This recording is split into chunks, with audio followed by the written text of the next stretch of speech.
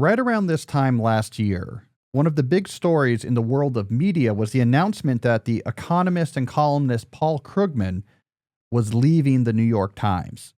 I'm going to load here on the screen for people who are watching one of the articles from around this period. You can see the headline was Paul Krugman on leaving the New York Times, and the subhead says, "The paper wanted to take away his newsletter or make him write less frequently," he says.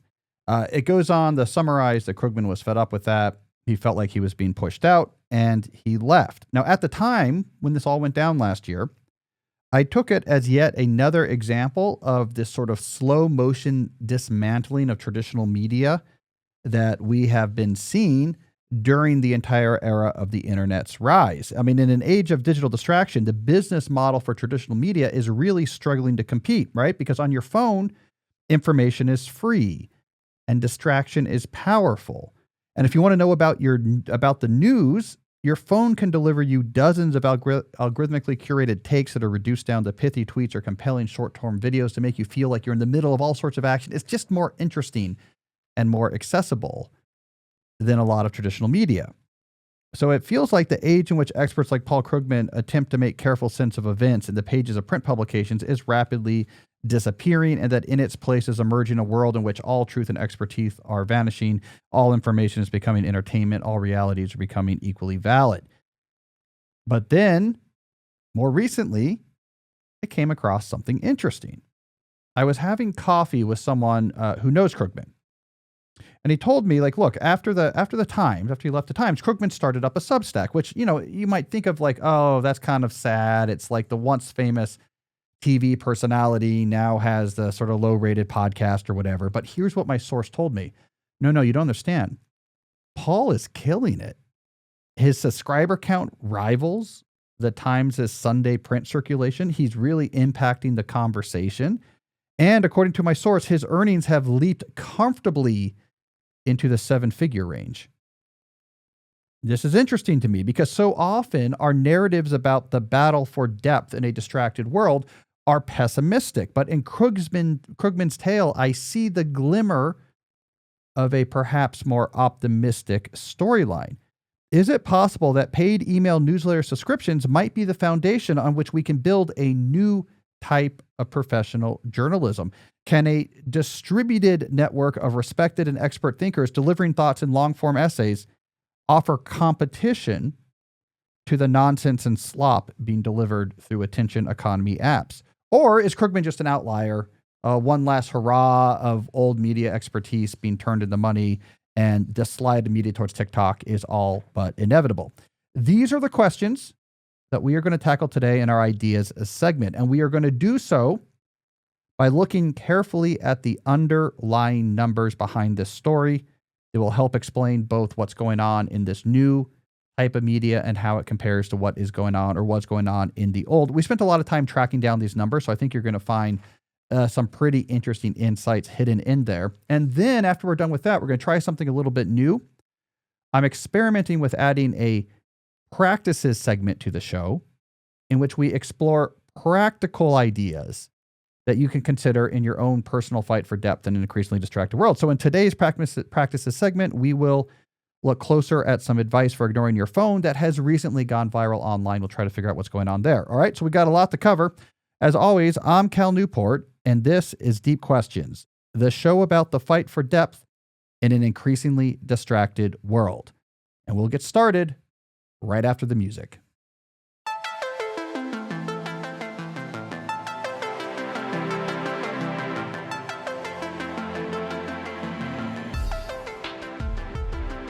All right, so what I've done here to try to structure our exploration of these questions is I've broken them out into a series of questions that you can think of like sub-questions of my own. So let's start with sub-question number 1. What actually is Paul Krugman doing? Let's take a closer look at that. So what I want to do here is load up on the screen for people who are watching instead of just listening. This is Paul Krugman's Substack. I've loaded it up in the Substack app where we can see what he's up to. There's a couple key numbers in here that I want to point out. 1, the subscriber count, 505,000. 2, his ranking on here is number 6 in U.S. politics. And 3, if we look at this, we see the post frequency is quite regular. So his latest post was from 7 hours ago as recording this. The post before that was from a day ago. The post before that was from 2 days ago. The post before that was 3 days ago. So he's posting every day. Let's look at a sample quote post. I'm loading up his post from the day we're recording this. It's called Day of Infamy. Unfortunately, this isn't a bad dream. So this came out on January 6th. So it's about January 6th. And if we look at it, it's very short, right? 2 paragraphs and a sentence. He's just making some quick observations. Now, he says at the beginning here, travel day yesterday, so no time for a full-scale post, but I want to acknowledge this anniversary. All right, let's look at another one. Here's from the day before. This one is titled The Real Don Roe Doctrine, Seeking Cash and an Ego Boost, Not Regime Change. This is about the Trump administration's assault on Venezuela. This, just you can see, this is a longer post, right? And it's not super long, but this is like a good 1,000, 1,200 word post. There's a musical coda at the end, which is fun. He has a table in here where you can see some numbers and a bunch of links to relevant information. So he's just trying to make sense of what was happening in the news. What is his subscription setup? Well, I'm going to click on. Are you already subscribed? I'm a follower. I'm not subscribed. So let's click on upgrade to see the answer. Okay, so here we go. So here are the options. If you want to subscribe, it's $7 a month or $7 a year. All right. So what you get, and here it says the free gives you occasional public post, and if you go to $7 a month, you get subscriber only post and the full archive, and you can post comments. I looked at this earlier. It looks like at the moment he's posting every day, and only 1 post a week is subscriber only. You get a lot of content even if you're not a subscriber, but for $7 a month, you will get all of the posts, and you can participate in the comments. All right, so here's the question then we want to ask. Let's start with how much money is he actually making? So how do we figure that out? If we want to understand the Substack economy, the newsletter economy, let's use this example first. Is it true that he's making 7 figures? Well, we need to dive into the numbers here. So I'm going to start with what Substack itself, the formula that Substack itself says to use. We looked this up, and Substack says for a standard newsletter with a free tier and a paid tier, you can expect somewhere between 5 to 10% of your subscribers to pay for the paid tier. The low end of that would be more like 3%. All right, so I'm going to load up here a table that we put together. And what we have here in the far left column is we have a row for different percents, right? So different percents of the different percents of the subscribers that might have converted to pay, right? We don't know the answer for Krugman, but we'll look at 3 different scenarios, okay? 10% of his total subscribers paying, 5%, and 3%. Then for each, we can calculate how many paid subscribers would that percent give us, how much monthly income that would then translate to, and then what does that shake out to per year. To simplify things here, I'm not taking out Substack's cut, but we could just reduce it by 10% if you wanted to do that. All right, so let's look at the really optimistic scenario for Krugman, which is that 10% of his 500,000 subscribers are paying for the tier. That would mean he would have 50,000 paid subscribers in that case, 10% of 500,000, which would work out, good work if you can get it, Jesse, $350,000 a month of subscription fees, which is a little over $4 million a year. All right, so let's look at the lower end of the range that Substack said to expect, which would be 5% of your subscribers pay. That would work out to be about 25,000 paid subscribers, which is $175,000 a month and a little over $2 million a year of income.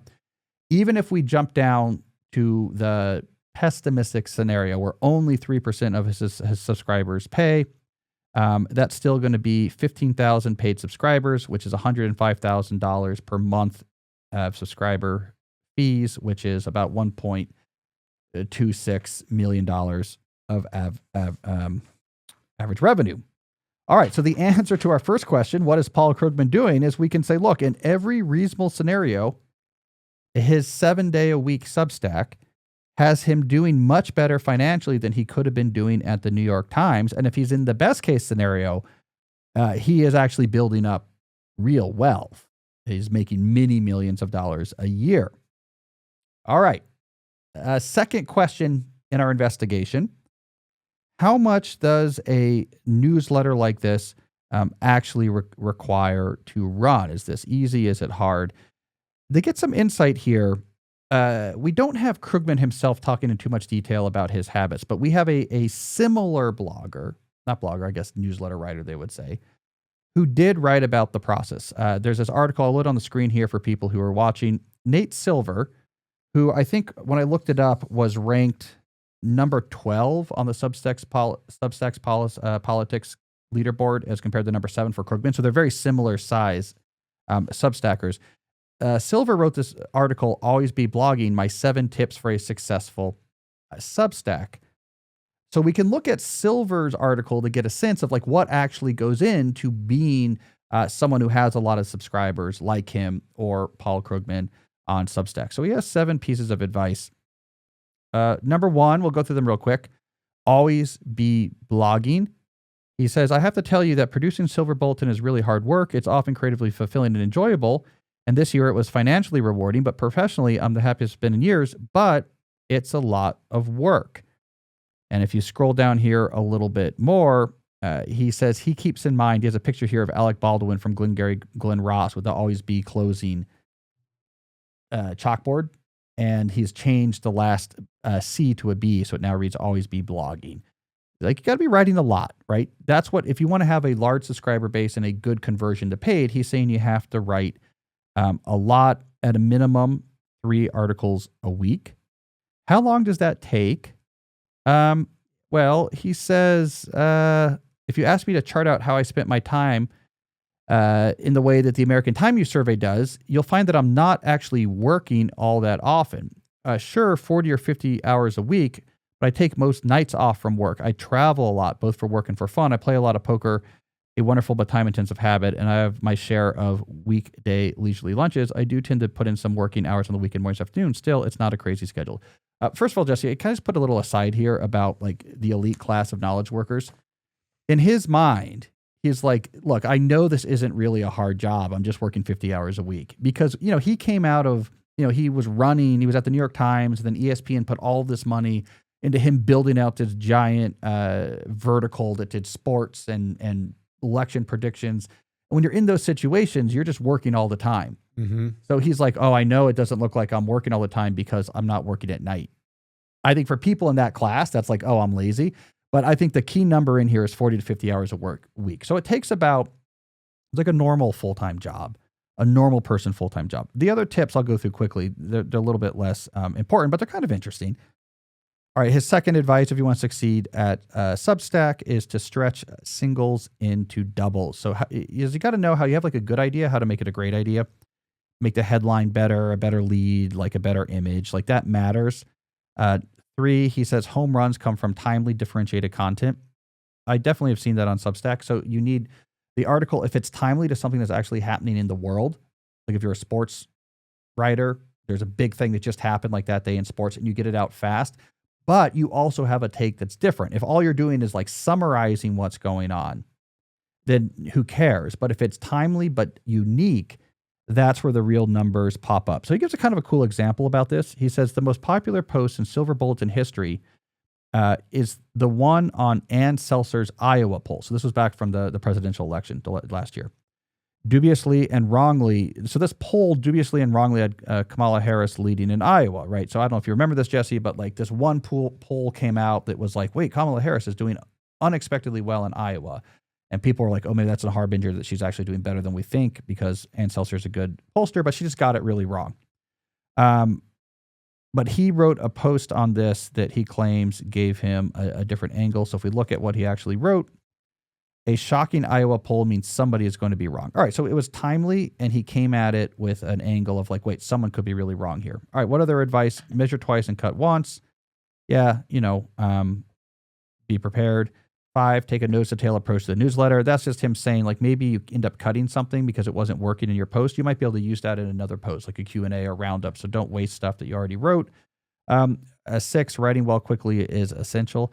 I've got that skill, Jesse. I think you would you would admit. Yes. Over the years, I have learned how to write. You would be surprised. Some of my email newsletters that seem kind of detailed take me like 45 minutes to write. It's just, I've been doing it for a long time. And then 7, play the long game, so take time. All right, so how much work does a newsletter like this require? The answer we learned from Nate Silver, who has a comparable sized newsletter to Krugman, is that It's more or less comparable to like a full-time journalism job. Not like a really high-end, I'm the publisher of the whole paper, but just like, yeah, this is similar to a job like in the 90s if you commuted to the Houston Chronicle and you worked and you were a journalist and you kind of commuted home in the evening. It's like it's not less, but it's not a lot more. And it's flexible. As Silver says, you can go play poker, do other things because you are your own boss. All right, we're making progress here. We're picking apart the numbers, what's going on with the newsletter economy. Question number 3 I want to tackle. How many other people are making a good living on Substack? All right, this is a tricky question and a critical question. Krugman's killing it. We've crunched the numbers. Silver's also killing it. He's a little bit smaller than Krugman, but he's doing very well. But are they the only two? Or are there a huge number of people? This is a number that's hard to get. Substack doesn't like to break this out because it's like with influencers on Instagram. They want everyone to think that you never know. Like you could be rich tomorrow or you're only one viral video away. So they don't really talk about these numbers. So we're going to have to try to pick this apart. How many people are actually making this type of making a good living? So let's start with the narrower question. How many people are making like a Krugman style living? Like $1 million plus income from Substack. I found a reasonable source on this. Let me load this on the page now. It's from a website called Really Good Business Ideas, but they took these numbers from other sources. They had a key number in here that I am going to scroll down to. Okay. They went through all of the top categories in Substack, and Substack has leaderboards where they order by subscriber count the different newsletters. And they went by categories and counted how many newsletters in each category had 500,000 or more subscribers. So that is exactly where Paul Krugman is. And remember, we did the math that said if you have 500,000 unpaid subscribers or total subscribers on Substack, you're probably, under almost any scenario, doing million, if not multi-million dollars a year. All right, so here's what they found. I'll zoom in this. This is from just last year, so like not long ago. U.S. politics had 15 newsletters with that many subscribers or more. Business had 4. Technology had 3. Food, drink, and finance both had 2. And then the other categories they looked with all had just 1 newsletter with 500,000 more or subscribers, which works out to be 34 total newsletters they found that were at the Krugman level. All right, so how many Substack millionaires are there? It's like 34. It might be more because if you're a little bit below that and you have a good conversion, but like the number of newsletters that are in Paul Krugman's category, that's pretty small. It's going to be we could think of it as the order of like 50 or so newsletter subscribers. It's not very many people. But let's refine this question a little bit more. And let's ask instead, not how many people are making $1 million plus, but let's instead ask how many people are making a reasonable living on Substack. And there's a lot of ways we could try to figure this out, like what we mean by reasonable living. But let's just try to get a broader understanding here of how much money are people making when you're below that sort of very top of the heap type of newsletter. So here's the way we went after doing the research for this. We decided we would take 5 main categories. We looked at politics, culture, technology, business, and finance. So some of the major categories and some of the smaller categories. And for each, what we looked at was the number 20 biggest podcast or newsletter on the leaderboard. So we wanted to drop down to that 20 spot. Like when you go down 20 spots in these categories, how many subscribers do they have and how much does that work out in terms of annual money? Because everyone above that spot would be making more. And then you can kind of imagine if we're doing some sort of distribution that the money will fall off from there as you head down the list, but maybe with some sort of gradualness. Okay, so that's giving us a sense. If we zoom out now to the top 20 in each of these categories, where are we? So let me load this on the screen here for people who are watching. Politics is by far the most popular of the categories. The number 20 in the politics category, the number 20 most popular newsletters, actually Andrew Sullivan's. DC native, I like Sullivan a lot. He has right around 200,000 subscribers. If we use the same numbers from Krugman, I didn't want to look up the individual subscription fees for each. So let's just use $7 a month because that's like roughly what a lot of Substackers do. And let's use the moderate prediction with the lower end of Substack's expectation and what we would think of as the moderate prediction of a 5% conversion. That would lead to, in Andrew Sullivan's case, $840,000 a year. Now, I think that's probably accurate because I heard him multiple years ago talk about his shift over to Substack. And when he was saying something like, at the time, I'm making $600,000 a year or more. This is great. Why would I ever go back to magazine journalism? So probably like 840 now. That makes sense. I would guess he's probably actually over $1 million because he has a high conversion rate. All right, the culture category. Now this is slightly less popular. The 20th biggest newsletter had 130,000 subscribers. That works out to about $550,000 a year with our assumptions. When we get to technology, now the 20th biggest only has 95,000 subscribers, but with our assumptions, that still works out to around $400,000 a year.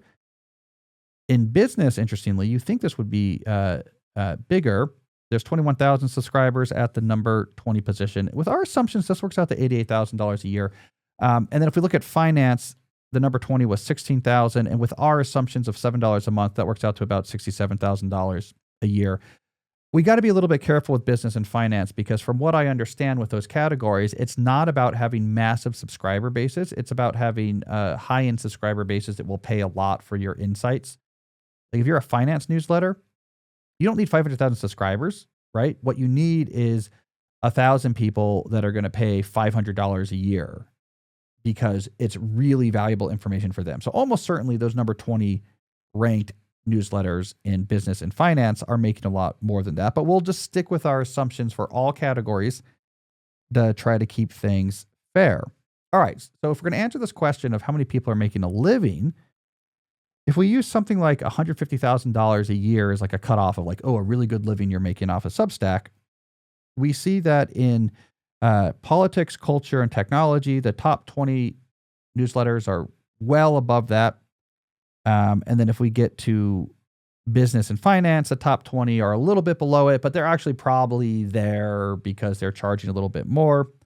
If we count up the total number of categories that we're being conservative, the number we came up with is you're going to end up with somewhere 500 plus, somewhere between 500 to 1,000. Let's just say 500 to be conservative. You probably have like 500 plus people at this moment making a really good living, like $150,000 a year or more off of their Substack that they publish, gross revenue.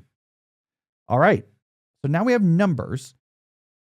I want to move on to try to figure out what does this mean in terms of Substack's attempt to replace the failing print media. So question number 4 I want to ask, can this newsletter market grow to a comparable scale to print newspapers? So let's look at some numbers about the print market and say, are we going to get close to being comparable, or will this always be much smaller than whatever newspapers actually were? It's kind of hard to find numbers, but we looked into it and we found various stats and statistics about the newspaper industry. I'm going to point out a couple here, and then we're going to put them into a chart and compare them to what we know about Substack. All right, so there's this great 2023 fact sheet from Pew, the newspaper fact sheet. I have this on the screen for people who are watching. It has a lot of numbers, but there's a couple I want to focus on. Here is the total estimated circulation of U.S. daily newspapers. You can see that this kind of plateaus and peaks in this 1980, 1990s, and it's around 60 million is its estimated that's weekday circulation. And then it falls. So if we look back at this, it falls off a cliff. And by the time we get to 2022, they estimate it's down to about 20 million. So at its peak, you had 60 million daily newspapers. That was the circulation, like printed. And it's down to like 20 million. So we can think of it like there are 60 million subscribers to newspapers in its peak, and now we're down to about 20 million. All right, how much money were they generating? There's another table in here. Estimated revenue, we got to scroll down a few, and then we'll find in economics, estimated advertising and circulation revenue of the newspaper industry. So, they make money off subscriptions and advertisements. We add those two things. We'll look at advertising primarily because the circulation money is small. Advertising is where the money is. Again, we see a peak, interestingly, came later. It's over here, right around like 2005, 2006. You peak around $50 billion of the total newspaper industry was how much they were making off of their advertising. This really drops as we get down to these estimates for 2020 and 2022. This gets down to like around 9 or 10, 10 to 11 billion, just depending on how you look at it. All right. So newspapers were pulling in as much as $50 billion, and it's sort of declined now quite precipitously, and it's more like $9 to $11 billion in the sort of post-pandemic era. There's one other number. I don't have it to show you, but we found it from another source. How many people were working in this industry? Well, we got to narrow it down because that includes like the janitors in the buildings and the people who run the printers and the trucks. But if we narrow it down to how many editors and reporters were employed by the newspaper industry, we found a source that said the peak happened in 1990, where there was around 56,000 reporters and editors. By 2011, that had fallen to around 41,600. I'm going to guess today that's probably more into like 20 to 30,000 range is how many like reporters and editors are employed by newspaper print media. Now, what I'm going to do is I'm going to jump back to our tables, and let's put these numbers all into our table here to try to make some sense of them. All right. So just as a reminder, we are going to look at newspapers, and we'll look at both their peak and the more recent numbers because we have to see how they fell, right? So if we look at circulation, we had 60 million subscribers at newspapers' peak, down to something more like 20 million today. If we look at revenue, they've gone from like 50 billion at their peak in 2005 to now, if we're being generous, somewhere around $11 billion a year. That's sort of where the industry is now. In terms of writers and editors employed, it's gone from 56,000 at their peak, and we estimate now it's probably around 25,000 people are employed. All right.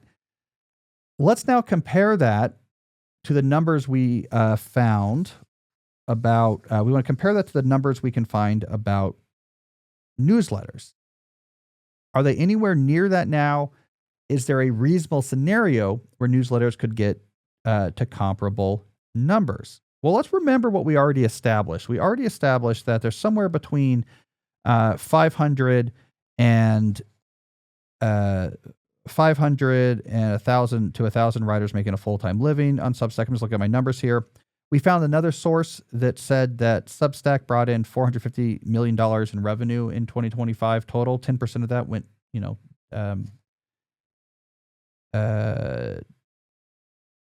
I have that backwards? I think that's right. I think that's what we found, $450 million in revenue.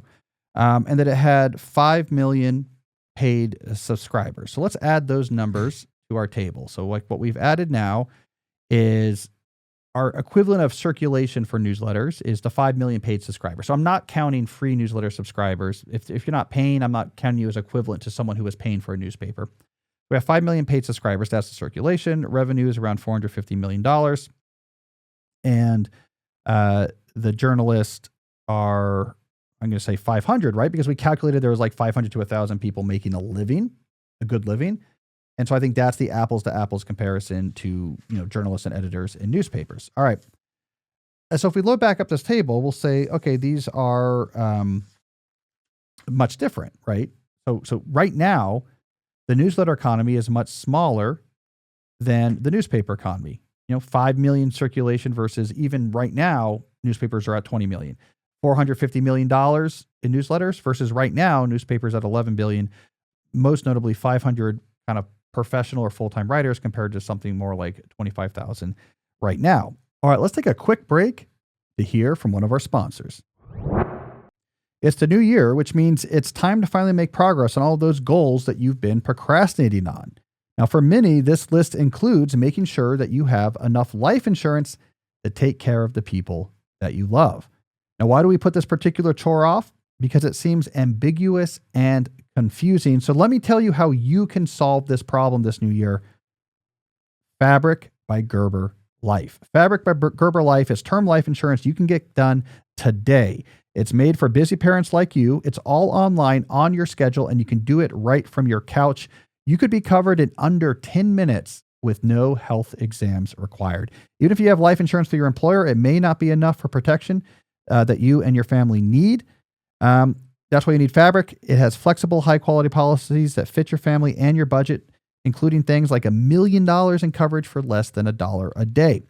So join the thousands of parents who trust Fabric to help protect their family. Apply today in just minutes at meetfabric.com/deep. That's meetfabric.com/deep, MEET fabric.com/deep.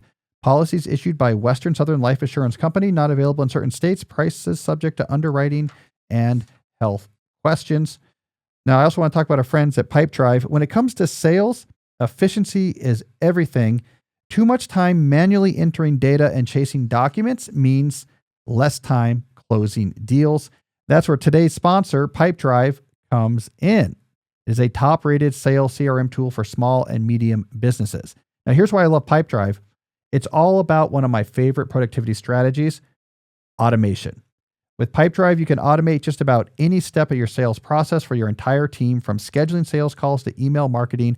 It allows you to dedicate more of your precious attention to high priority tasks. And this matters. Teams using automation are working 40% faster and closing 3 times more deals per month. Jess and I are already talking about how we might use Pipedrive to try to automate some of our interaction with listeners with their questions for the show.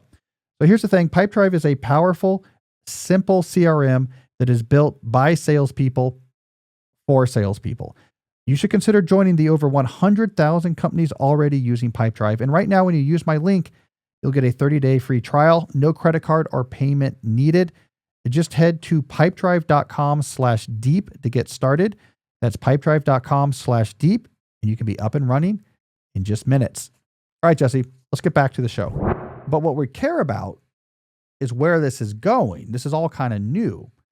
So what we need is a good estimate of where we think the industry is going to go in terms of these numbers. And to get a optimistic estimate that we're not just making up, we found this article here. This is an interview. This comes from a New Zealand newspaper because I guess Hamish McKenzie, the co-founder of Substack, is from New Zealand. So they did a article about him. This is from 2 months ago. This is from November.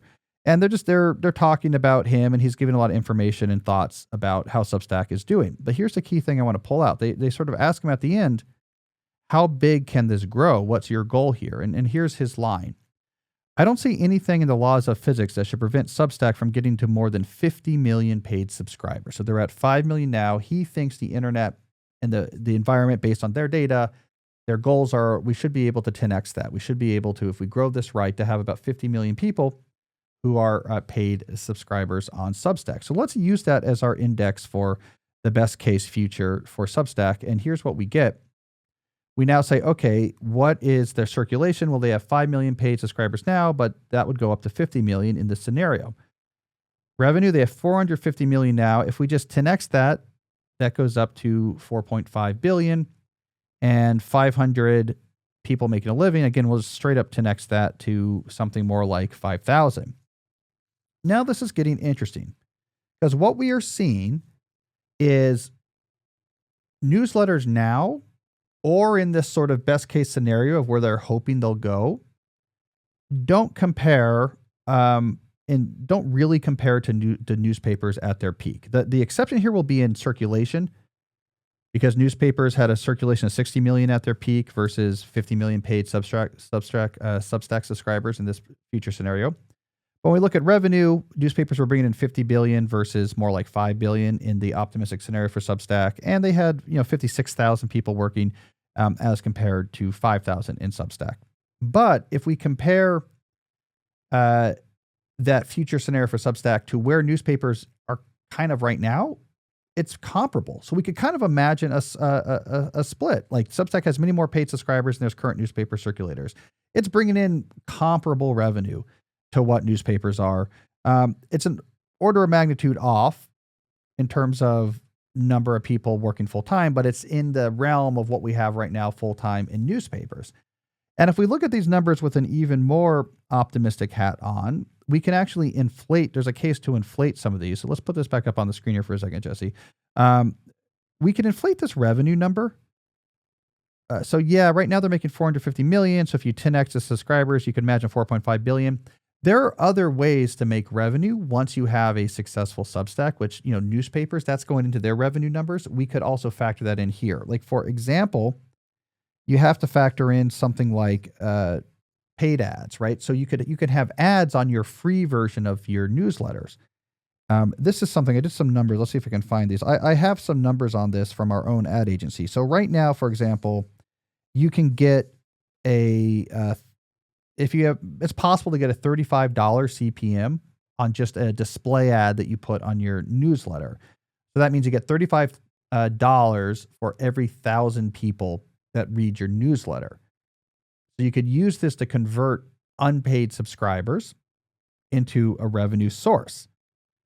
So if you have, for even numbers here, 100,000 subscribers and you have a 50% open rate, so you have each email generates 50,000 people read them. So you use that 50,000 reading, that's what the CPM is calculated on. That works out to be about $1,750 a newsletter. So for each newsletter you send out, that ad, if 50,000 people actually read it, will generate about $1,700. If you're publishing, like Nate Silver recommends, 3 newsletters a week that are getting those open rates, that's $250,000 a year. So there's more revenue that's latent here. There's also events. There's also speaking. There's also higher tiers. So, I think this is the right way to answer this question. Can Substack become comparable to print media? Or maybe we should say paid newsletters more generally. And the answer is yeah, it can be comparable to sort of where, maybe not in all ways the peak, but sort of where that industry is now, as it's like 2/3 of its way down its descent. So we can imagine the two charts of their successes. Newspapers come down. Paid newsletters can meet it relatively soon and maybe go a little bit and then go beyond it as those fall off. So there is a sense of a little bit of a replacement being possible. All right, question number 5. Is Substack media, newsletter media more generally, better or worse than the newspaper media that it's replacing? So let's say it does do this. Are we better or worse? I think we can make a couple of arguments for each. There's certain ways in which paid email newsletters are worse than newspapers. Newspapers have fact-checking, copy editing, and content editing. They also have large liability exposure. So they're very careful about, traditionally what they print. Remember, like the Washington Post, was quick to print something that would have been it was what was being echoed all over social media. We talked about this before on the show. This was the Covington kids at the mall, and there was like a picture taken of one of the kids and a Native American. They're looking at each other real closely. And social media was like, yeah, like these kids are terrible and they're just like being, arbitrarily mean to indigenous people. And the Washington Post was like, great, we'll publish that. They're kind of feeling the vibe of social media. And the kid's family is like, that's not what happened. And you defamed us and we're going to sue you. And it was somewhere between $20 or $50 million, some huge victory they had on that because there's huge liability exposure. But because of that, as a reader of print newspapers is different than looking at social media or really looking at a newsletter where the exposure is smaller. You realize they have to be kind of careful, right? If they're saying something, it's been fact checked, it's been copy edited. There might be biases in how they say it, but they also have large liability exposure. So we can there's a trust there that when you get rid of that infrastructure, you lose that. All right. Newspapers can also send experts to locations to report on the scene and have special expertise. So, there's something going on. In Venezuela, the New York Times is going to have someone in Central America who's been stationed there who can walk around and see what's going on, right? So you lose boots on the ground reporting when you move away from centralized journalism. In the age of, this is not as true now, but in the age of advertising being the main revenue for newspapers, you had to appeal to as many people as possible. So you didn't have as many biases in newspapers. And so they were a pretty good sort of consistent descriptor of reality, because when you make a living by department store ads, you don't want to alienate any possible audience if you're a major city newspaper. Now, this is different today in an age of paywalls where it's better to delight and thrill your paid subscribers than it is to try to reach the broadest possible audience. And so now we have a lot more, I think, biases in reporting, but at least in its classic form, newspapers could give a pretty consistent view of reality to a nation. And just because of their fixed format, they would expose you to ideas and information that you otherwise might not have sought out on your own. But because it's right there on the same page as something you are reading, you would learn a lot of things. Here are the ways in which newsletters, however, could be better than newspapers. As mentioned, in an age of social media and paywalls, media has moved away from its neutral observer status. It's more important that you delight your paid subscribers. And that's what really matters. Because of this, though, that means that you have much more partisanship in newspapers. But they still talk about it as if they don't, as if it's still back in like the 1990s days of department store ads pay the bills, where these really were trying to be down the line. Because of that mismatch, we now have plummeting trust in news media. We see this on both sides of the political spectrum. No one trusts the traditional media. So that's kind of crumbling. I think you're actually better off from a bias perspective with an individual writer, because what happens is when you're engaging with a writer like Paul Krugman, as opposed to an institution like the New York Times, we are very used to, as social beings, of assessing and understanding individuals, their perspective, their social cultural context, and where they're coming from. We can place humans very easily into different categories and adjust what we're hearing accordingly. So like if you read Paul Krugman, he's he's classically left, and that's going to be the angle he's going to take on everything. But it's really easy to understand that with him. You know that from him. He's not tricking you, and he's not trying to be otherwise. And you just filter it through it. If you're someone who's far on the right, you're like, I'm probably not going to subscribe at all because that'll annoy me. But if you're like a centrist, you're center left, center right, you're like, yeah, I can just adjust for what I'm hearing from Krugman. I'm not mad at him. That's just who he is. And he has a lot of interesting information. He's a good economist. He has a Nobel Prize. And I can kind of filter out like where, he's being off the rails and where there's like really good insight. So actually, trust and comfort with news sources, when you're dealing with individuals with a known profile, we as humans actually can deal much better with that than large centralized news sources that are just claiming this is just like a neutral observation of reality. And you're kind of noticing all the ways in which it's not. The newsletter economy also has a really good star-making system. If a newsletter is popular, if it has a lot of subscriptions, it probably has gone through a pretty competitive process of earning every one of those eyeballs, which means the writers are good at what they do. You don't necessarily have that in newspapers. You have a lot more people working their way up the chain, and they might be okay. They might not, hey, you're here, you're a fact checker, and now you're a cub reporter, and now we're putting you on this desk. And like you do fine. You have a lot more just sort of like okay writers. But in a competitive, infinitely scalable marketplace like digital paid newsletters, the winners are going to be really good. So you're actually going to get really good writing. Remember, like Nate Silver was being paid millions and millions of dollars by the Times and then again by ABC, ESPN because of like the skill he has and whatever, his audience being excited about what he's doing. You also have a resistance to corporate advertisers or political pressure on these individual newsletters in a way that if you're a really large centralized corporation, you might not be able to free yourself from. So the answer to this question is, I think it depends. Newsletters are different than newspapers, but it's not necessarily worse than like the current age of print newspapers now. So I have some optimism there. All right, final question. How might this vision most go awry? Right? We're being pretty optimistic here, but we should consider the possibility that email newsletters sputter and fail to deliver anything like this traditional media replacement that we are discussing. I found an article that I think presents some good critiques. This is from John Gruber's Daring Fireball newsletter and blog. He wrote this back in 2024, and it was called Regarding and, Against Substack. And he goes through some things that he is upset about. But among others, and let me find the right thing to read here.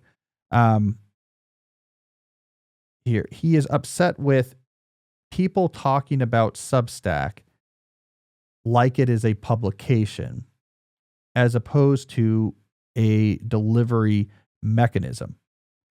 So the quote he has at the top here that's upsetting him is, I'll read it here. We constrain our imaginations when we subordinate our creations to names owned by fascist tycoons. Imagine the author of a book telling people to, quote, read my Amazon, end quote. A great director trying to promote their film by saying, click on my Max. That's how much they've picked your brain when you refer to your own work and your own voice within the context of their walled garden.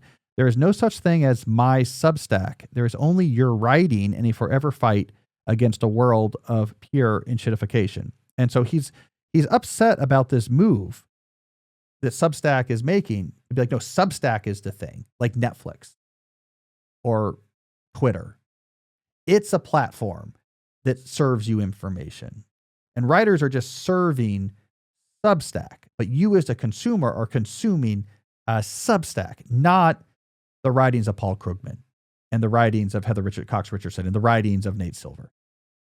And there's this sort of creeping fear that what Substack is going to try to do is say, it's not our goal to have 5,000 really good writers making a living with newsletters and offering like a sort of competitive media ecosystem that can push back against the sort of enshittified digital attention tools, they might say that's not our problem. Our problem is trying to become a $100 billion valued company. And the way we get there is we got to have, our 50 million users using this thing constantly. And so what we need to do is take and mix and remix content, and everyone's just providing us text, and we're going to create, AI enabled, customized newsletter snippets of stuff that's popular and selected by algorithms pulled from everyone else. And that's what we want, is like, we want to enter that world of like a sort of stream of distraction. Just our stream happens to be text-based. There's a real fear that that's what they're trying to do. And that's why you hear this terminology of like my Substack, I Substack, what's going on Substack, in a way that, as Gruber points out, you would not hear about other neutral delivery platforms. I do not say, like, hey, Jesse, I don't know if you read my WordPress, but like I WordPress, and on my WordPress, I talk about, whatever. No, like WordPress is the software on which I run my blog. I don't call it my WordPress. I don't say like, hey, I don't know if you've listened to my Simplecast. That's the hosting company that hosts our podcast. Like, no, have you listened to my podcast, right? So this is the biggest danger. And it is probably, for me, my number one concern about this optimistic scenario is that I have a hard time imagining Substack cares about trying to create an alternative to print media. They don't want 1,000 or 5,000 journalists to have a good living. They want 50 million users that use it constantly. They want to enshittify it into something like a stream-based TikTok, Twitter, Instagram style distraction machine, because those companies have huge valuations. And that's where they might push it. So what is our final answer here? I think, if I'm going to pull all these threads together, we have a chance at actually having the internet, the same internet that was destroying collective truth and reality and sort of serious journalism, give us an alternative that's not that bad. We did all the numbers. We see that's possible. But if we hitch our wagon to this one company, Substack, I worry about it. What we need is something like, I mentioned WordPress, that's an open source project. We need like an open source equivalence, ways that you can have email newsletters that can be easily discovered, subscribed to, and take payments, that is not tied to like a company that wants a huge valuation. You can do this all from scratch. Jesse and I, we do this from scratch. Our newsletter, we pay for a hoster, we do everything on our own, but it's expensive and complicated. We have someone that it's like half of their job just to wrangle our newsletter software. And we don't do paid subscriptions, but if we did, that would be a whole other level of like complexity to try to do that on our own. It costs a lot of money. I mean, I don't know how much newsletters cost money. Like Substack's eating a lot of money to host it. I don't know exactly what ours is, but it is at least $1,000 a month plus just to host and send emails to like that many people. Because you have a lot of emails. Yeah, we have like we send out whatever it is, 125,000 emails, each time we send out a newsletter, and it's expensive. And people, that's friction that's going to stop people from getting there. So we need a low enough friction alternatives, either like indie Substacks or open source Substacks, that make the friction low to start and take money, and who aren't interested in becoming a $100 billion unicorn. If that ecosystem can emerge, then I have faith in all of this. If we hitch our wagon to Substack, I just think their investors want the big return. And again, having 5,000 Paul Krugmans informing people making a good living, I just don't think that's going to do it. All right, so there we go. I don't know if we fully answered our question, Jesse, but I think those numbers gave us a better look into what was going on. Can Substack save journalism? Maybe something like paid newsletters might. There we go. Also, we should just be writing email all the time. I want to make $4 million a year. With big banners. Yeah, that's what I want to do. I mean, it helps that Paul Krugman has like 20 years of being a very famous columnist. How old is he? Good question. I would guess 64. And he won the Nobel Prize 10 years ago? No, he would have won the Nobel Prize in like 2000, early 2000s. Oh, that long ago? Yeah. So he's a professor, or was a professor at Princeton, economist. So he won it. He didn't when win he was young. Yeah. Well, he started writing for the Times in 2000, because he was like a consistent voice against Judith Miller's push for invading Iraq. And then I think he won the Nobel after that, like in 2005 or 2008 or something like that. But that was probably for work he did before he joined the Times. But there you go. I like when writers are making money or writing words. Yeah. That's all it is words. Like he's just his words and his mind. I mean, that's hard, 7 days a week. But I think Silver's right. That's a normal job. Yeah. 40-hour-a-week job, done with flexibility, and then you're making all that much money. You're also like really cognizant with your newsletter about not spamming your audience and making sure they get high quality content. And Yeah. like you're really good about that. Yeah, I've been doing it forever. I mean, I think of my newsletter as like dispatches from the front lines of this battle of like depth against distraction. So it's like, hey, let me explain what's going on. Here's this new technology you should know about. Here's someone who's like done a really good job of finding depth in a way that's inspiring. Here's like a new idea about like how this economy works, the digital economy works. So it's like people who care about that tension between depth and distraction. I just want to be sending them useful dispatches. I like doing it. I've been doing it forever. All right. Now we're going to move on to a new segment. If that was our idea segment, we're now going to tackle practices. So this is a segment where we try to actually look at specific practices, whether they're good or bad. We'll assess them that might help you in your personal battle for depth in an increasingly distracted world. What we're going to do here is we're going to actually we're going to load something from YouTube. And here's the background, right? I did an interview with Andrew Huberman, I guess 2 years ago, year and a half ago, whenever my my book Slow Productivity came out, and that was a popular interview, and he cut up a bunch of clips. One of the clips from that interview was called something like what's the exact wording, Jesse? Like How to successfully delete social media. How to successfully delete social media. It's a 5-minute clip from the interview. It went viral. So something about the particular advice I gave in that clip hit a chord in a way that, I've done a lot of stuff about phones. There's a lot of stuff online about phones and how to spend less time. But whatever I said in this clip seemed to touch a chord because I think it's been viewed more than 1 million times now since he's released it. So here's what I want to do, because I know it's the new year and a lot of people are thinking about resolutions. And one of the big resolutions a lot of people are thinking about these days is I want to use my phone less. There's no shortage of advice. This clip, whatever I said in this clip, and I'm going to be honest, I haven't re-listened to it in a long time. I don't know what's in it. This clip seemed to be hitting a nerve. So we're going to go through this clip bit by bit, and I'm going to comment on and elaborate on the things I said, and we're going to try to extract from it the most useful big ideas for anyone who's thinking about less phone use as a New Year's resolution. All right, so we're going to do this like an audio style, right? Mm-hmm. All right, so we'll just start it, and then Jesse, I'll tell you when to pause it, and I'll jump in.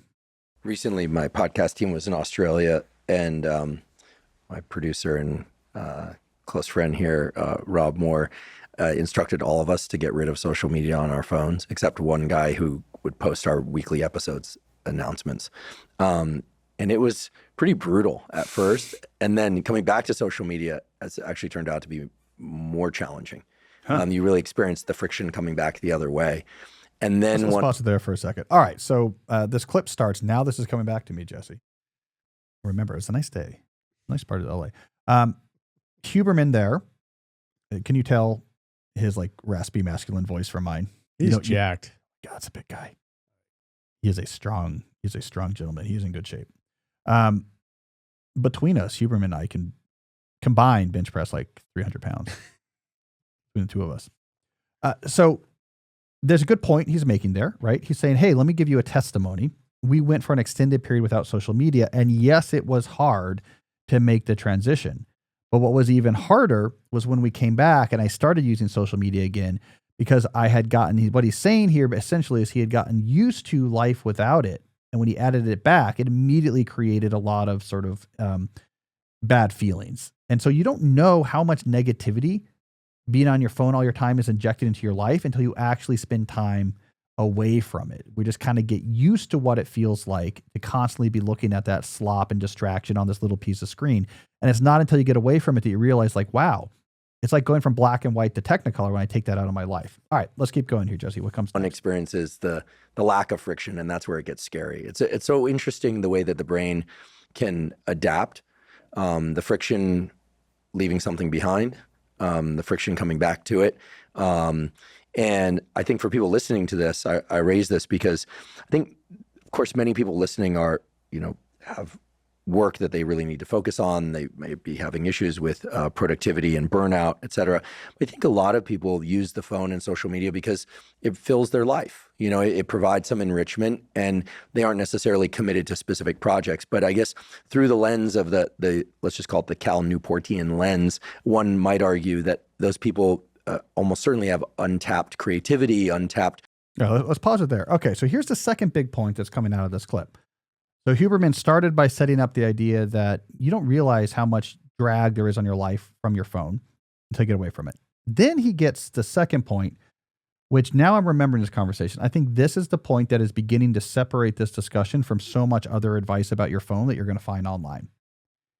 He immediately points out there's a psychological dimension to this phone overuse beyond just like you have a bad habit. It is, and I'm paraphrasing him, for a lot of people, it's filling a void that they otherwise have in their life. So right off the bat, he's acknowledging why we're using our phone so much. And his answer is not weakness, dumbness, or not caring. He's like, this is actually solving a problem for a lot of people. All right, let's keep going, Jesse. Resources within them that they don't yet know about because they're essentially using that energy elsewhere. Yeah, I mean, I think for a lot of people, it's papering over the void, right? You have this void in your life because there's unmet potential, unmet interest, living in misalignment with the things you care about, right? I mean, a lot of people, this is the classic sort of catastrophe of life, right? Let's pause it for a second there. A quick aside, I don't have the video up on the screen, but Jesse will attest because he's seen it right now. As we were talking, I was arm wrestling at Huberman and just destroying him. Just like, boom. And then Huberman does like a little like bow thing to me. And then he like points to his bicep and points to me and gives a thumbs up. And that's going on. And you just don't see that. But I was physically dominating him. Okay, so I then pick up that thread, right? I'm picking up the thread there and say like, yes, this is what I've seen. There's a lot of papering over the void. That void is very real because of the catastrophe of living life. There's a lot of hardship, things that go wrong, things you have to deal with, things that aren't unfolding the way you want. And that creates a void. And I said papering over the void, but you can also think about like the brightness of your phone screen hits your eyes in such a way that you lose your night vision. You don't see it beyond you. It sort of hides it from you. You know it's there, but you don't actually have to see it. All right, let's hear some more. Social media, and before this, it was other things, right? There was other intoxicants or other sorts of distractions. It's a way for some people of essentially putting a screen over that like gaping void. And it like just makes it bearable enough that you can kind of go on with life. And so it is true. If you just rip it out, you see the void.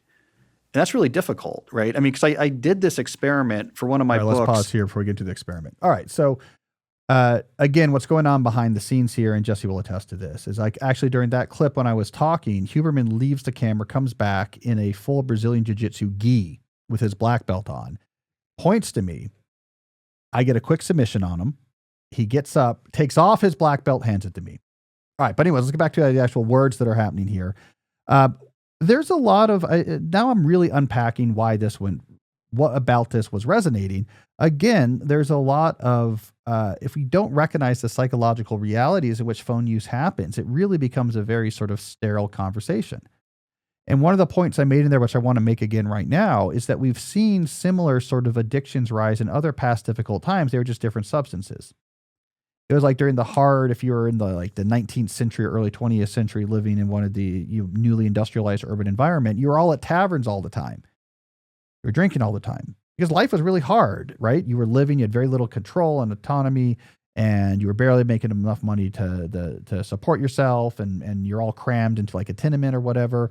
And this was like the environment where it got so bad that like we had the prohibition movement, right? So it's not the first time we've seen this, but in hard times, we look for ways to avoid it, and the phones have been offering us a way to do it. All right, I teased at the end of that last segment there that I had run an experiment that gave us some more insight into that. So let's hear about that. I ran an experiment with 1,600 people, and they all turned off all their social media for 30 days. 30 days? 30 days, right? These are young people, old people? A whole mix. Okay. A whole mix, right? So not just university students. I recruited them from my newsletter readership, so they weren't university students. And it wasn't formal research. It was, I put out the call right? So this is not randomly sampled, right? But I put out the call and I said, here, I'm going to walk you through this. And then I got a lot of information back. So people reported back how it went. And this was like the number one thing I heard was it's really hard at first, right? And so who are the people that succeeded for 30 days versus those who didn't? The ones who didn't succeed tended to just try to white knuckle it. Just be like, I don't like how much I'm using social media. I'm just going to stop because it's bad and I don't want to do a bad thing. I'm just going to hold on to the table with white knuckles. They wouldn't make it 30 days. The people who did succeed followed my advice to incredibly aggressively pursue alternatives in those 30 days. So it's like, go learn new hobbies, join things right away, get like really All right. So again, we really haven't yet said anything about how to change what's on your phone, how to change your settings, what to do with your notifications, whether or not you should put your phone in the grayscale, if you should have some sort of brick device to make your phone harder to use, what type of rules you should have about your phone. We're almost done with the clip. Like, how much time is left? 2 minutes. 2 minutes left, right? So we're more than halfway through the clip. We haven't talked anything about strategies for putting your phone away. What are we talking about here? I said, look, when I studied 1,500 people who spent 30 days without using their phone, the people who succeeded were the people who aggressively were exploring through reflection, experimentation, what they actually enjoyed. They were finding new activities. They were going out and trying new things. They were trying to fill in their life in interesting ways. They had a much easier time not having their phone. The other people just white knuckled and said, I don't want to use this, just like I don't want to smoke. And I'm just going to sit here staring at it, being like, you're not going to get me today. Eventually their willpower buckled and they ended up using it again more often than not. This goes back to the void explanation that we gave before. By aggressively trying to fill in things in their life that were meaningful, what they were doing is filling in the void.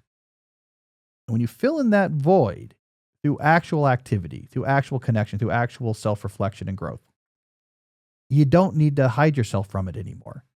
The importance of saying, I need to keep my eyes from focusing on or I have to paper over so I don't see it, that goes away when the void is much smaller. And that's the point I want to pull out of it. So I'll stop playing the clip from here because I think that gets to the key point. We just riff on that for a little bit while longer, if I remember correctly. But the best advice about using your phone less, as we see here in this viral clip, really has nothing to do with your phone or your habits around your phone or how you use your phone. It's about everything else in your life. I think it's an important practice to think about right now in this sort of new year part of the calendar. The more you have things that are meaningful, the more that you are making sense of your life, of the challenges and the positive things and building them into a narrative, a heroic narrative that's meaningful and values-based, the more that you're connecting with other people, the more that you're sacrificing non-trivial time and attention on behalf of other people, the more that you're putting yourself in the situations for appreciation or awe, the more you're out there doing hard things and you can see the reward, your intentions made manifest concretely in the world. The more, in other words, you activate your deeply human brain to all the possibilities of human life, the more stupid that little rectangle is going to seem. And the easier it's going to seem to say, why would I look at like an AI-generated short-form video on a small rectangle when I got a life to live? And so I think this is like a numerical experiment. There are a lot of clips about using your phone less that aren't doing as well as this one. And the difference is this one says very little about your phone. In fact, there's an A/B comparison you can find on Huberman's channel himself. 6 months ago, he also posted a very similar titled clip with Annie Lemke, who wrote Dopamine Nation. It's also like how to use your phone less or whatever. And it's very good science. Annie's a great scientist on this, but it really gets into like, here's why you're addicted and here's what's going on in your brain. And here's like things you might do to reduce it. You might spend less time with your phone. You might take breaks on a regular basis, like just like addiction science type of stuff. And that clip, same feed, same title is like a 20th of the views because I think we're hitting on something real. It's like an experiment. We get to the psychology in which phone use happens. And so that's what I'm going to leave you with in our practice segment today. If you're worried about your phone, start worrying about making the rest of your life better. Then return to the phone and your habits. Don't white knuckle it. Don't say this is bad. I just want to do something less bad. Make your life good. And the shallower alternative is not going to be as appealing. I think in the final 2 minutes, you've seen the clip. I think in the final 2 minutes of the clip, me and Huberman get into a full-out fist fight. Ducked a punch, blocked the other, come in, pick him up, drop him. He stands up barely like clutching it, and he applauds and points to him, and then he hands me a trophy off of his wall. Because you are the king now. He's gonna just come beat me up at some point. Anyways, there we go. So anyways, I think that's useful. A little bit of practical advice to help you in your own quest. The fight for depth in a distracted world. All right. Well, we still want to hear from you. So we got a couple questions that you have sent in that we will hear from now. Okay.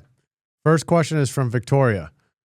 I'm reading through some classics. I keep my phone close to use ChatGPT to enhance my understanding. Is this okay? I mean, it's not terrible. The good news is you're reading classics. And I think trying to have a secondary information to help you make it through a harder book is great. And if you want to have ChatGPT give you like a summary of the chapter you're about to read, that's fine. Or themes, or why is this important? Like, that's fine. I think it's better if you follow the links from ChatGPT and maybe actually read some of the articles it's pulling from, because it kind of tends to make things up, or it mixes and matches, or it kind of figures out what you want to hear. So it's better to get to the primary, secondary source. This was a complicated way of saying it, but the primary source that ChatGPT is using, that source itself being a secondary source about the classic book that you're reading. The key thing is not to interrupt mid-reading, right? It takes a while for your brain to fire up all the networks needed to make sense of written words and turn it into sort of an internal cognitive understanding. So you don't want to be interrupting every few pages to go look something up. You want to queue up understanding by reading an article or a ChatGPT summary, then do an entire chapter or more in a row before you then interrupt your focus again. But I am all about bringing in other sources. Whatever makes that book more approachable and interesting to you, to me, the better. All right, who do we got next? Next up is Jason. I often feel like whatever I'm writing down in my notebooks isn't quite right or good enough. How do you decide what's worth writing down? So Jason probably heard our recent episode from over the break that was on using single-purpose notebooks, where I recommend having a notebook when you're working on a particular challenge or idea, that you have a dedicated small notebook where you can capture all your thoughts. So Jason, here's the key thing about these notebooks. The value happens after you filter. Like, the notebooks collect novel brain reconfigurations in a way that you're not going to forget them. Most aren't good. The magic then happens when whatever you're going to do with these, you read over all these, the good ones you then pull out. So it's writing down whatever comes to your mind relevant to a topic in the notebook. That's step 1 of 2 of getting to really good ideas. Like, what I'll often notice in my idea notebooks is I'll look for, most of the things, like when I go back to them, like, it's not so great. I'll look for things that either stand out, or more frequently what happens is I come back to them again and again. So, in my lifestyle-centric planning notebooks, where I'm just capturing notes about things that resonate and don't. Yeah, there's a lot of nonsense in there. It's just like, in the moment, I think it's exciting. Like, I had an example in the book I'm writing on, The Deep Life, where I talk about exactly this, by the way, like writing down insights about your life in a notebook. I talk about how, like, most of them aren't going to be, in retrospect, that useful. And I had an example. I'm trying to remember it. I think it was like, you could imagine you were going to your first, like, NASCAR race or IndyCar race. And maybe in the moment, it's like super exciting and it's like visually very novel, and there's 100,000 people in these cars, and you're like, whoa, I'm having a reaction here. I'm going to write something down. Like, this is really interesting. I'm having a strong reaction. It's really cool. Later, you might look back at that and be like, I was just reacting to like the novelty of the moment, but there's not really a deep insight here that's relevant to my life. So there's a lot of stuff you write down won't be that important. I tend to find, if it's like lifestyle observations, what I'm looking for is, I've written this down like 5 different times in the last 6 months. Like, I keep finding other examples of this thing and writing it down. This is sticking around. That means something to me. Or I'll just be going back through and it'll just stand out to me like, that still seems really good. Whereas other things in retrospect don't seem really good. And so it's in the filtering of what you write down that ultimately you get the value. So don't worry. Get it down. Get out of your head so you're not stressed about it. Get out of your head so it's on paper. You'll see it. You don't know what that's going to influence in the future. That idea might be terrible, but it might set up some other ideas that are good down the line. So don't fret. Your notebook is not precious. No one's going to publish it. No one's going to pore over it. It doesn't have to be good handwriting. It doesn't have to be beautifully written, and it doesn't have to be brilliant ideas. Just get the stuff down. That's the nice thing. They're cheap paper. It's yours, personal. Just write. All right, let's take another quick break to hear from our sponsors. Let me tell you about a product I've been actively using recently and really enjoying. Factor. If you're not familiar, Factor is a meal delivery service that delivers fresh, never frozen, chef-crafted, and dietitian-approved meals straight to your doorstep, ready to eat in just 2 minutes. You just pop them in the microwave. They have over 100 rotating weekly options for meals that's made from real food with real ingredients, no refined sea oils, no refined sugars, no artificial colors, and the food tastes great. Now, here's why I become a Factor enthusiast. It allows me to automate healthy eating. I like to use Factor for lunch because I don't always have the energy to prepare something healthy from scratch, and takeout is always lurking as an option right there on the periphery. And with Factor, I can just automate all that. No, I'm just going to grab a Factor meal, right in the microwave. A couple minutes later, I'm eating something that's going to taste good and that I know is healthy. So if you want to make healthy eating easier this year, consider using Factor. I use it and you should too. Head to factormeals.com/deep50off and use code DEEP50off. The word deep, the number 50, the word off, to get 50% off your first Factor box plus free breakfast for 1 year. Offer is only valid for new Factor customers with code and qualifying auto-renewing subscription purchase. Make healthier eating easy with Factor. I also want to talk about our friends at Monarch. One of my big goals for the new year is to try to get our finances back under control after the season of holidays and birthdays and trips that we just got through. Fortunately, I have a secret weapon to help me accomplish this vision: Monarch. Monarch is the all-in-one personal finance tool designed to make your life easier. It brings your entire financial life, budgeting, accounts, investments, net worth, and future planning together in one dashboard, accessible on your laptop or phone. Managing your money doesn't have to be a struggle this year. And if you start your new year on the right foot financially, you will get 50% off your Monarch subscription if you use the code DEEP. Now, here's two things I like about Monarch. One, it's a beautiful interface. It just looks great, especially on the phone app. It makes you actually want to use the product, which is great. And they keep adding new features and tools. For example, an AI assistant, you can ask questions about your own finances, like, how is my shopping spend trended in the last 2 months? It's like having a financial coach you can call 24 hours a day. This new year, achieve your financial goals for good. Monarch is the all-in-one tool that makes proactive money management simple all year long. Remember to use code DEEP at monarch.com for half off your first year. That's 50% off your first year at monarch.com with the code DEEP. All right, Jesse, let's get back to the show. All right, next up is Dirk. With organic search getting worse or replaced by AI-powered chatbots, social media broken, and mainstream media paying less and less, it's hard to build an audience and make money writing without using a tool like Substack. The indie web is a beautiful idea, but it seems it only works for writers who built their audience long ago. For professional writers trying to succeed today, isn't Substack the platform of the moment? Yeah, so let's look at this question through the filter of our idea segment. There's two ways of seeing it. You could say, like, hey, for writers, as the traditional media goes away, the only real option is something like paid email newsletters, and that seems really limited. It isn't too bad that like all these other more indie web tools can't support making a living like we hope they might one day do. But on the other hand,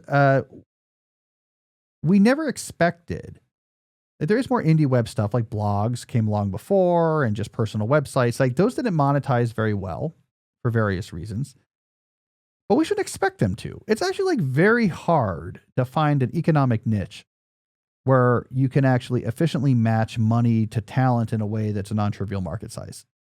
And when you find those niches, they tend to get really big and be very important, but they're way more narrow than you think. Like most types of media doesn't work. And then the niches that work blow up. Printed newspaper, that works. Books work.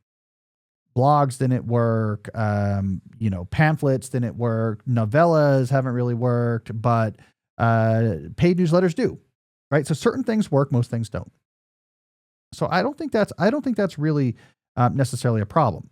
What I do think is a problem is if the medium is dominated by a single company. That's our main, I got into this in the idea segment. That's the main issue with Substack, is not the model. I think a paid newsletter model, we went through the numbers. That could be a fair replacement for like newspapers in terms of size and market and diversity. What I worry about is one company offered it. That's when we have problems. If it's just Substack, because they can enshittify this and just make it into some sort of like digital Soylent Green type of nonsense slop. So what we need is not like the old indie web stuff to be successful. Like, won't people just pay for my microblog or my, WordPress?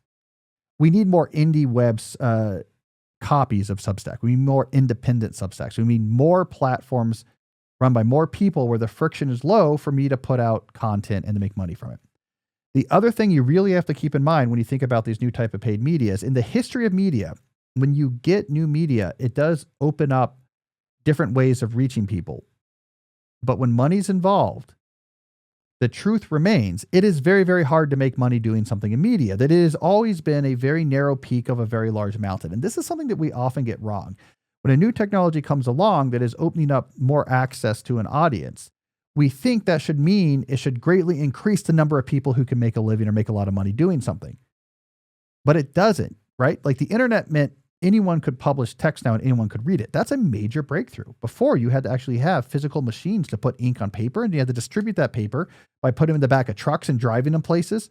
Most people could not put text in a place where other people could reach it. The internet meant everyone could. But did that mean we then had hundreds of millions of like people making a living like writers? No, because it still has to be good. And so whenever we get these new media forms, it doesn't actually lead to a huge explosion in the number of people who can make a living doing medium. It just changes the way they can do it or the parameters around what they do it. And that's something to keep in mind. The email newsletter economy might replace newspapers. It's not going to mean 100,000 people now can make Krugman money. It's really hard to be Paul Krugman. But now Paul Krugman has an alternative to the New York Times to reach people. That's what we're talking about here. So don't be disappointed when you're like, I don't know, man, everyone I knew tried to start a newsletter and didn't make any money off of it. Like, yeah, that's most media. Most television pilots never get picked up. And that's like at the end of a very large pyramid of professional writers and performers, and a lot of money was put into this and everyone to make it work. And most of those fail. So of course, like your random thing you did is probably not going to succeed. That's okay.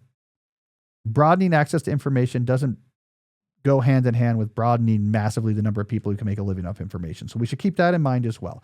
So my main concern is not having just new media form replacing an old one. I think that's fine. It's having only one player in town.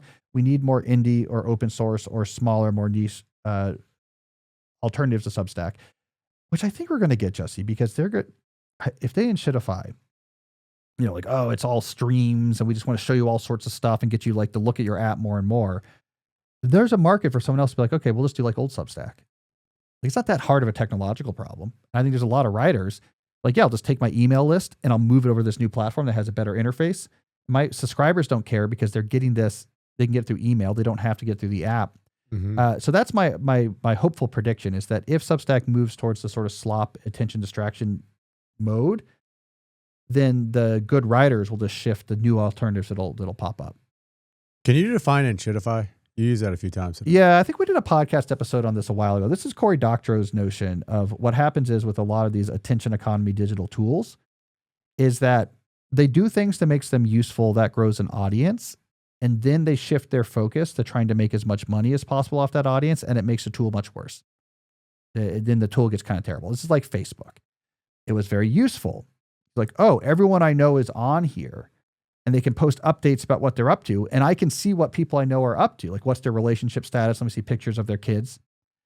But then to make the most money off of their users, Facebook have moved their model more and more away from that and towards like algorithmically curated crap full of ads that fills up your thing because it's like more addictive for the people who use it. They'll use it more often and they have more ads to sell them. But it's a way worse experience and people are fleeing in drones.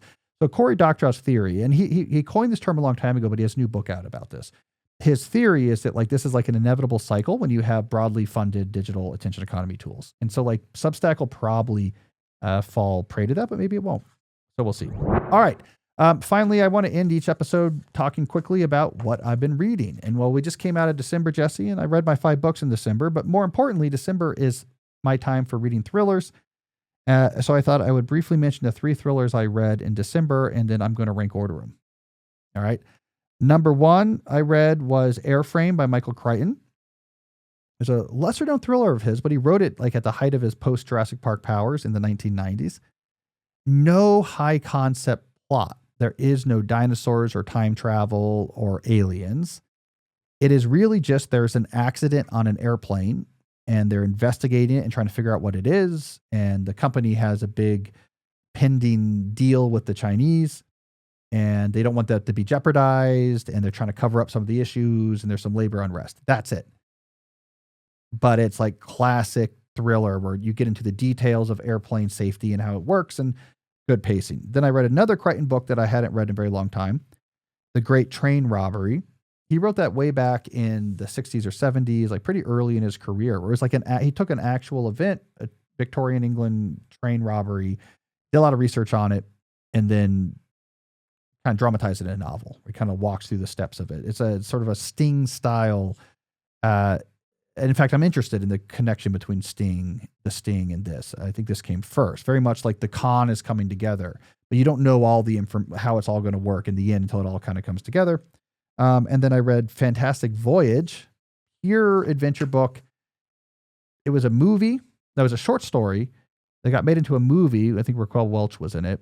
And then Isaac Asimov turned the movie into a novel, and the novel is what I read. It's about people being shrunk down in a submarine and put inside someone's body. And it's like their journey through like the human body. These were all three really good classic adventure novel thrillers. I think if I had to rank them, I'm going to put Airframe number 1. It had the least high concept plot, but it was just perfectly executed. It is a really well executed thriller. As someone at the height of his powers, you get really interested in the mechanics of airplane function, airplane safety. There's a ticking clock element to it, which keeps it moving, and the plot just rolls. You're from this to this to this. It takes place times over just like a small number of days, and this whole thing kind of unfolds. You really care what's going on, even though like you don't actually care about the subject matter at all. It shows how good Crichton had become at writing techno thrillers, and he didn't need the high concept for it to actually roll forward. It's also the beginning of his sort of like reactionary sort of crankiness. You start to see that in this book. He's sort of like very anti-labor union. Like he was starting to become in the 90s is when he began to become a little bit more reactionary, but this is fun. Great Train Robbery was very well researched. It's a little bit annoying because it was written in sort of like this Victorian English prose. I didn't really care that much. Like you knew they robbed it and eventually got caught. So it was more just about, I'm interested to see how the robbery works, which is interesting. So it's a pretty good book. Fantastic Voyage is it's a slight book. It's an old school sort of like small paperback of the type. I wrote about in my newsletter a few weeks ago about the rise of like these paperback originals that don't really have an equivalent today. They're kind of short and they're entertaining, and they're meant to give you like 6 hours or 4 hours of entertainment. And this thing just moved. It was great. They're like, yeah, let's just say we can shrink people. Don't worry about it. We can just do it. We shrink them, and what would happen? And it just like unfolds this adventure as this submarine moves through the body, and the science is good. And it's a well-timed plot, and there's a double agent type cross where someone on this submarine is a turncoat, and there's a giant ticking clock set up because they only have an hour before they re-expand and it kills the person they're in. I like this is just a well-constructed. I know Asimov had this club in his bag.